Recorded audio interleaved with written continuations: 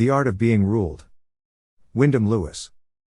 Original publication 1926. 1989 edition. Narrated by Skeptical Waves. Part 9. Man and Shaman. Chapter 4. The Position of the Cult of the Child in the Present System. I will interpolate here a brief account of how the child cult should be placed politically in relation to the attack on the family unit and the sex war. If you explained it entirely on the score of a defeated vitality, or of political eclipse, you would be mistaken, I think.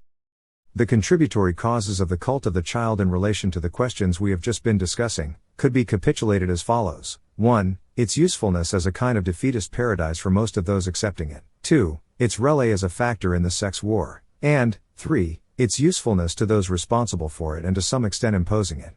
It is obvious how closely it is related in that case with the wave of masculine inversion.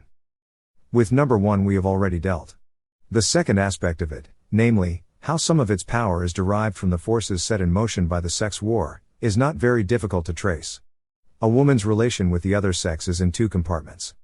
There is her relation to her husband and her relation to her son. In the manufacture of the family brood, in the traditional type of family, the husband and wife are rather like 2 workmen engaged on the same job. He is her mate, and she is his. Their relation is a business one. When you hear a working man addressing his wife as mother, the mother of their children, his attitude to her is very like that subsisting between his mates and himself. It is a job he takes on in his spare time.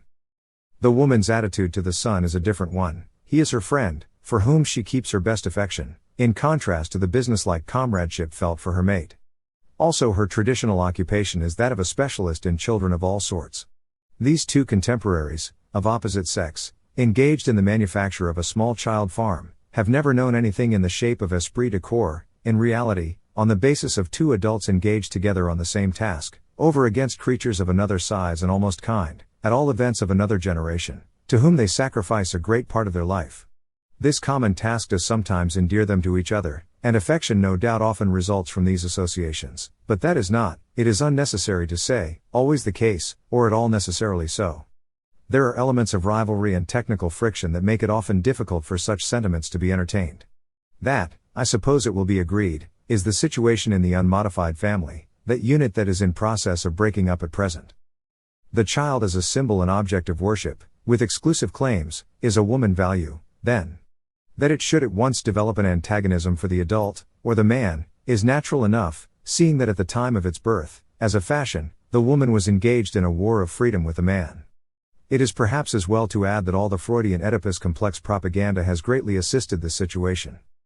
The uses of the child as a piece of political machinery are, again, quite obvious.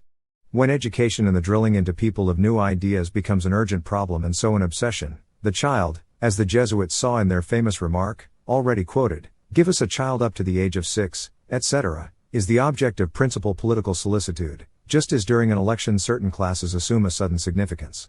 In the present intensive revolutionary epoch, for the great masses of people in the West, there is little hope that any adults will be able to discard the democratic traditions in which they have been brought up. The tiny minority able to think for themselves, and not fixed into unalterable molds, do not come into calculations of this type. It is a rough and ready calculation. In the gross, the jeunesse communiste and jeunesse patriote, the Sovietic Boy Scout movement, child associations of every description, are an intensive reinforcement of the school, which is itself also a political and religious drilling. The extreme reformer today, he whose ideas are a good many steps in advance of his time, can only work to stable success through children and very young persons. So it is upon the child that he bends his pedagogic eye. Also the teacher and propagandist is naturally the rival, in his designs on the child's mind, of the child's grown-up relations and friends. Hence one source of the age war. For he has to stir up the immature class, as it could be called, whose adherence and affection he wishes to gain, against the adult generations, no longer intellectually sensitive. But this same figure, the highly educatable, sensitive child, has already been stirred up against Papa by his feminist mama, and is pondering already, if he is a reader of Freud, if he shall slay and eat him. So the arrival of the Jesuit with further designs on his little mind confirms the work of Mama, and between them he is flung into a militant attitude towards all other sexes, classes, ages, which machinery of classification reverberates in his head, but those to which his mentor and his Mama both seek to confine him. So the class-conscious, age-conscious, sex-conscious child advances, frenzied by the announcement of a whole series of holy wars, towards the citadel of tradition, which it is his traditional task to assail. We have already seen how important it is, for the purposes of political domination, to separate people as rigidly as possible. The more classes, associations, syndics, occupational, sex, age, cultural categories, into which you can cut them up and pen them, the more manageable, for the more divided and helpless they are. Now what really is happening today, and this will continue until the full circle of social revolution has been described, is that the opposite of the initiatory ceremonies of puberty, universal amongst primitive people, are performed. The puberty ceremony of primitive life was directed to separating the adolescent male from the women and children, with whom up to then he had lived, forever.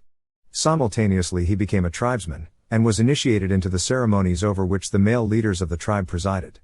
Today at the age of puberty, or indeed long before, the child receives, and is destined more and more to receive, an intensive ritualistic teaching opposite in its aim, namely, away from the traditions of the tribe and its traditional rulers. He is told, is henceforth the ruler. This in effect would be the rule not by childhood, of course, but by the mentor or teacher, the domini, and by the queen mother, sitting upon an ideologic matriarchal throne, that is, of course, the political point of the child. It is the same impulse that makes a dictatorial and ambitious personality prefer stupid and ignorant people to intelligent and instructed ones. From the former his power is to be derived.